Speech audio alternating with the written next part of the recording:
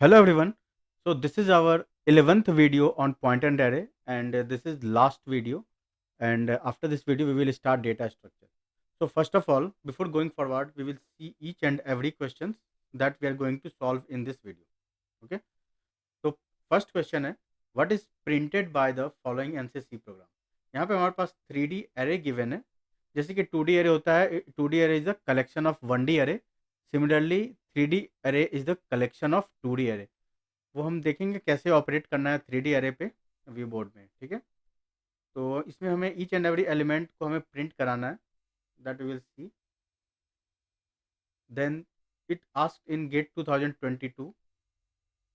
Then second question is consider the following C program. यहाँ पे हमारे पास एक एबीसी फंक्शन है जिसमें हम एक स्ट्रिंग 1 2 3 पास कर रहे हैं और रिकर्सिवली कॉल कर रहे हैं, और finally what will get output that will need to see. ये क्वेश्चन 2001 में आया था। देन फॉलोइंग सी डिक्लेरेशन, यहाँ पे हमारे पास एक स्ट्रक्चर का डिक्लेरेशन है।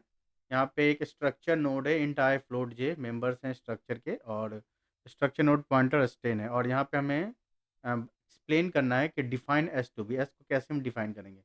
तो देर आर 4 ऑप्शंस, और हम देखना है कि क्या कौन सा आंसर होगा। देन ये आज गेट 2000 में पूछा गया था। Then consider the following C declaration, यहाँ भी स्ट्रक्चर और यूनियन पे बेस्ड क्वेश्चन है। यहाँ पे साइज पूछा जा रहा है कि स्ट्रक्चर का साइज क्या होगा, क्योंकि यहाँ पे यूनियन भी इन्वॉल्व है, तो we need to understand how the size of union will be calculated. Okay, ये गेट 2000 में पूछा गया था। देन फिफ्थ क्वेश्चन है, कंसीडर द सी प्रोग्राम। यहाँ भी एक स्ट्रक्चर है हमारे पास, और यहाँ हमें प्रिंट करना है, and we need to give output. ठीक है, तो this question is asked in 2018। तो चलिए फिर व्यू बोर्ड पे चलते हैं।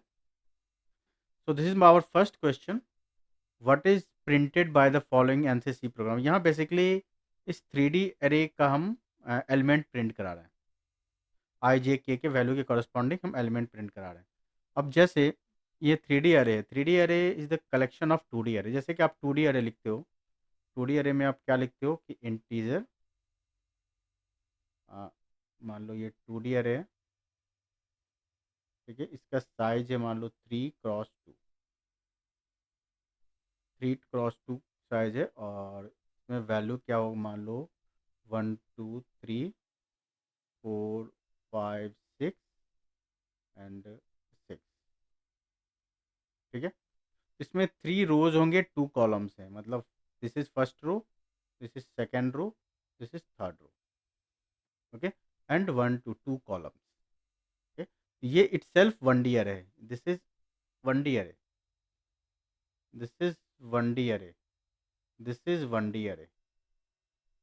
Similarly, we need to understand in this 3D array, अ, ये क्या है, ये कलेक्शन ऑफ 2D array है। इसको हम कैसे लिखेंगे, देखो जैसे 2D array के केस में अगर हम अ, देखें तो A0 is pointing to 1D। अगर मान लो हम एरे ऑफ पॉइंटर के केस में लेते हैं, जैसे एरे ऑफ पॉइंटर 10। ठीक है, तो यहाँ पे हर एक एलिमेंट एक एड्रेस रखता है 1D एरे का।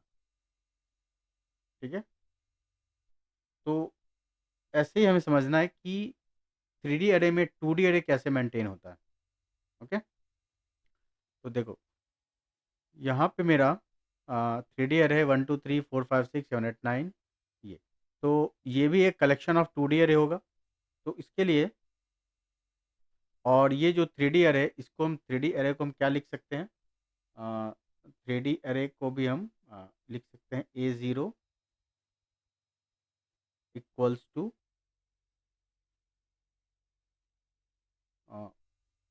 1 2 3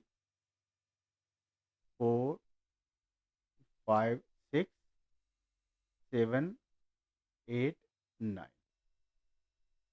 ठीक है, ये 0 0 0 1 2 0 1 2, this is A0। Now A1 क्या है,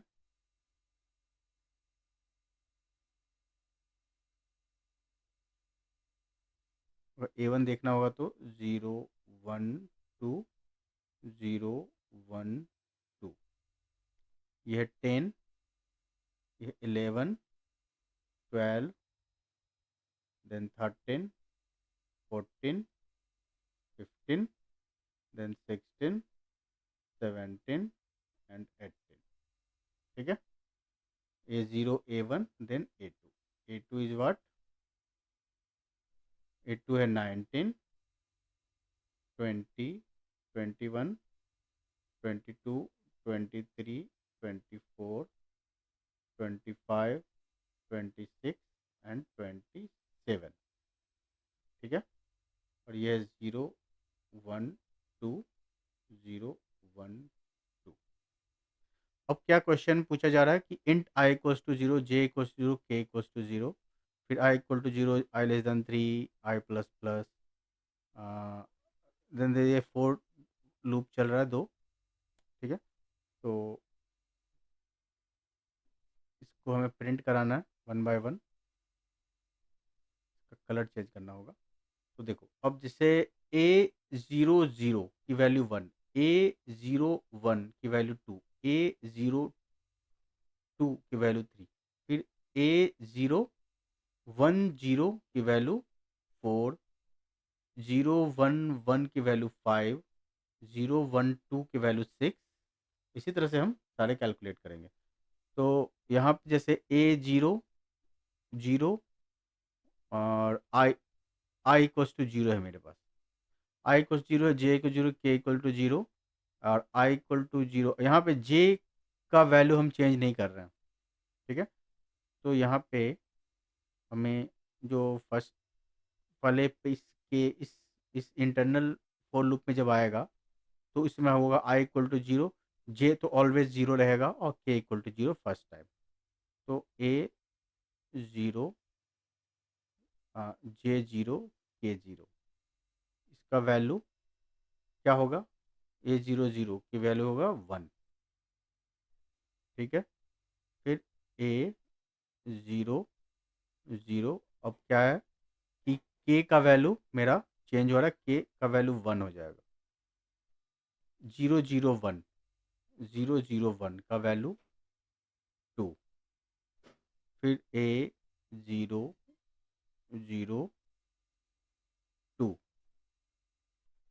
2, A002 A002 का वैल्यू होगा 3। ठीक है, अब इंटरनल लूप का कंडीशन फेल हो गया, के लेस दैन 3 नहीं रहा, के इक्वल टू 3 हो गया। अब फिर आई का वैल्यू चेंज होगा, आई का वैल्यू 1 हो जाएगा। फिर ए ऑफ 1, जे का वैल्यू 0,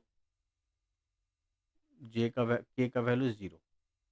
100 क्या होगा? 100 10, फिर 101 का वैल्यू क्या होगा? 101 का वैल्यू 11, और ए ऑफ 102 का वैल्यू क्या होगा? 12। उसके बाद ए ऑफ यहाँ पे हमारा के इक्वल्स टू 3 हो गया, फिर हमारा आई का वैल्यू अपग्रेड हो जाएगा, आई इक्वल्स टू 2 हो जाएगा। ठीक है, तो 200 200 का वैल्यू क्या होगा? 200 का वैल्यू होगा 19, 201 इसका वैल्यू होगा 20, एंड ए ऑफ 202 का वैल्यू क्या होगा? 21। अब आप देख सकते हो 1 2 3 10 11 12 19 20 21। So first option is correct. ठीक है, चलिए अब सेकंड क्वेश्चन पे आते हैं। सेकंड क्वेश्चन है मेरा, consider the following C program. यहाँ पे एक फंक्शन गिवन है ABC, और इसको हम मेन फंक्शन से कॉल कर रहे हैं। ठीक है, यहाँ पे मेरा ABC फंक्शन है जिसमें हमने 1 2 3 123 एज ए स्ट्रिंग हमने पास किया। कॉल किया है। ये जब ये कॉल होगा तो ये फंक्शन कॉल होगा वाइड ए बी सी, और इसमें हम पास कर देंगे 1 2 3। ठीक है। अब देखो S0 और ये S पॉइंट कर रहा है 1 2 3 को। तो यहाँ क्या पूछ रहा है कि S0 इक्वल टू नल है, नहीं है। तो यहाँ पे ABC S+1, यहाँ पे ABC S+1 मतलब S+1 मतलब 2 3, 2 3 कॉल होगा, 2 3 कॉल होगा। तो ये पास होगा फिर से फंक्शन में वाइड ABC, और यहाँ पे मेरा 2 3। फिर ये चेक होगा नल नहीं है, फिर यहाँ कॉल होगा ABC S+1, सॉरी यहाँ पे S+1 हो रहा है ना, तो S+1 हो रहा है तो एक से इंक्रीमेंट हो जाएगा, ये 3 हो जाएगा। फिर ये कॉल होगा रिकर्सिवली वाइड ABC3, और ये भी नल नहीं है, तो फिर ये ABC अब नल हो जाएगा। ठीक है। अब इंट ABC में हम जाएंगे, int AB sorry wide ABC में हमने नल पास किया है, राइट। तो नल पास किया है तो S0 इक्वल टू नल है, ये हम रिटर्न हो जाएंगे। रिटर्न हो जाएंगे तो इस पार्ट पे आएंगे।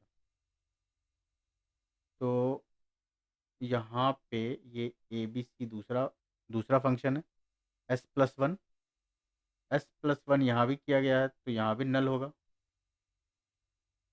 यहाँ भी नल होगा, राइट। फिर ये सेम फंक्शन को कॉल करेगा, फिर हम रिटर्न हो जाएंगे, राइट। फिर से रिटर्न हो जाएंगे, और उसके बाद ये जो प्रिंटफ है मेरा S0 वो प्रिंट हो जाएगा। तो यहाँ पे मेरा प्रिंट हो जाएगा, प्रिंट होगा 3। तो हम एक काम करते हैं, यहाँ लिखते हैं आउटपुट के साइड में सबसे पहले मेरा 3 प्रिंट हुआ, राइट। तो अब देखो, अब यहाँ पे मेरा ABC वाला पार्ट जो है जिसमें 3 पास हुआ था, वहाँ से हम रिटर्न हो जाएंगे, अपने प्रीवियसली कॉल्ड फंक्शन में चले जाएंगे। यहाँ पे ABC 3 हुआ, यहाँ पर आ जाएगा। फिर ये कॉल होगा, ये सेम फंक्शन को कॉल करेगा ABC3, और यहाँ भी आपका 3 प्रिंट होगा इस वाले पार्ट में। ठीक है, क्योंकि जैसा प्रीवियस वाला ABC कॉल हुआ था और तब हमें यहाँ से जो रिटर्न हुआ था नल, उस केस में हमें यहाँ पे प्रिंट आया था 3। तो वही चीज़ हम सेम काम हम यहाँ सेकंड फंक्शन के थ्रू भी कर रहे हैं, हमें दोबारा से रिकैलकुलेट करने की ज़रूरत नहीं है। हमें जितना शॉर्ट हो सके उतना में जाना पड़ेगा, क्योंकि अगर रिकर्जन को आप कंप्लीटली आप सॉल्व करोगे तो it's very difficult to find out each and every element. तो आपको देखना पड़ेगा कि कौन सा सेम फंक्शन कॉल हो रहा है, सेम ऑपरेशन परफॉर्म हो रहा है, वो आपको देखना पड़ेगा। तो ये मेरा जो ये फंक्शन है, इसने इसकी वजह से यहाँ 3 प्रिंट हुआ, फिर इस ABC की वजह से भी 3 प्रिंट होगा। ठीक है, तो हम यहाँ पे लिखेंगे 3, यहाँ पे रखेंगे हम 3। ओके, फिर ये हम यहाँ पे रिटर्न हो जाएंगे। ओके, और यहाँ पे फिर प्रिंट कर देंगे, प्रिंट करेंगे S0। S0 क्या है, 2, यहाँ पे 2 प्रिंट हो जाएगा। ठीक है, फिर हम ये मेरा फंक्शन कंप्लीट हो गया एग्जीक्यूशन। फिर ABC 2 3 कंप्लीट हो गया एग्जीक्यूशन इसका। फिर हम वापस से सेकेंड फंक्शन पे आएंगे, और ये भी सेम चीज़ रिपीट करेगा। तो इसकी वजह से क्या प्रिंट हुआ है, फर्स्ट ABC 2 3 की वजह से 3 3 2, इसकी वजह से क्या प्रिंट होगा, 3 3 2। ओके, और फाइनली यहाँ पे जब रिटर्न होगा ये, तो प्रिंट कर देगा 1 को, यहाँ पे 1, और फाइनली हम रिटर्न हो जाएंगे अपने मेन फंक्शन में। तो फाइनल जो मेरा आउटपुट आएगा वो 3 3 2 1। ठीक है, चलिए अब थर्ड क्वेश्चन पे आते हैं। थर्ड क्वेश्चन है the following C declarations struct node int A float J. अब देखो ये क्या हो रहा है यहाँ, यहाँ पे मेरा एक स्ट्रक्चर है, हमने एक नोड क्रिएट किया है और ये एक स्ट्रक्चर नोड है ये, और हमने एक pointer array of pointer structure का एरे ऑफ पॉइंटर हमने लिया है। तो ये बेसिकली इसका जो मेमोरी लेआउट होता है वो होता है आई जे, इसको S0 पॉइंट कर रहा है, फिर ये पार्ट, फिर आई जे S1, इस तरह से S9 तक का जो एरे है वो इसको पॉइंट करेगा। ये एरे, इसका एड्रेस रखा है S0 में, आई जे इस मेमोरी लोकेशन का एड्रेस है, इसमें इसका मेमोरी लोकेशन का एड्रेस है, इस तरह से S9 तक। तो अब यहाँ क्या पूछा जा रहा है, an array each element of which, इस एरे का ईच एलिमेंट, ये जो एरे है एरे ऑफ स्ट्रक्चर, इस एरे का each element of which is a pointer to a structure of type node. बिल्कुल सही है, ये जो है S0 पॉइंटर है ईच नोड का, means each element of which is a pointer to a structure of type node. An array, each element of which is a pointer to a structure of type node. Correct? A structure of two fields, each field being a pointer to an array of 10 elements. A structure of three fields, an integer, a float, and an array of 10 elements. An array of each element of which is a structure of type node. ये काफ़ी easy question है, ये इसका जो option होगा वो ए होगा। ठीक है, चलो फोर्थ क्वेश्चन है, consider the following C declaration.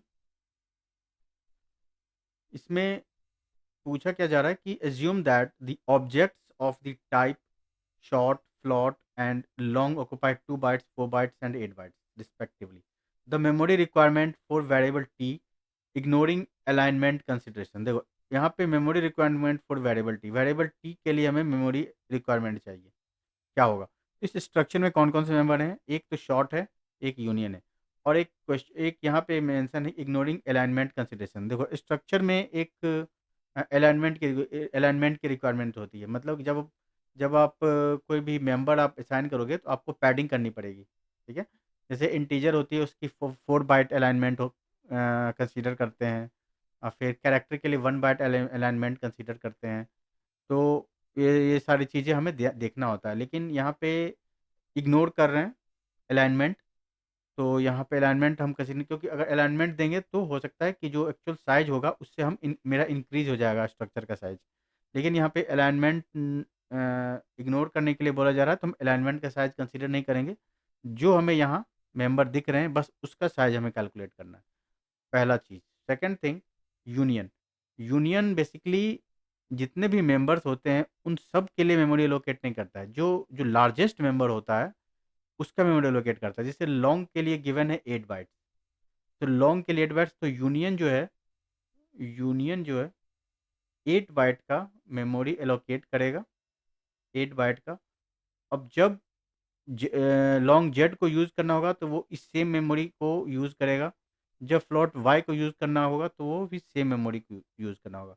Means union में हम at a time only one member we can use, लेकिन स्ट्रक्चर में क्या होता है कि एट ए टाइम हम मल्टीपल मेंबर्स को हम यूज़ कर सकते हैं। ठीक है, तो इसके केस में क्या होगा कि यूनियन का अगर हम साइज, इसमें इसका मतलब है कि स्ट्रक्चर में दो मेंबर्स, एक शॉर्ट एरे और दूसरा है एक यूनियन। तो शॉर्ट जो है, शॉर्ट का साइज गिवन है type short, float and long. Short का साइज गिवन है 2 bytes and it's a array, तो 5 into 2 इक्वल्स टू 10। और यूनियन यूनियन के लिए क्या होगा, लॉन्ग जेड जो है मैक्सिमम साइज है 8 बाइट्स, और फ्लॉट का है 4 बाइट्स, तो हम 8 बाइट्स कंसीडर करेंगे। 5 into 2 10 प्लस 8 18, तो इसका मतलब सी ऑप्शन करेक्ट होगा, 18 बाइट्स। ठीक है, चलो अब फिफ्थ क्वेश्चन पे आते हैं।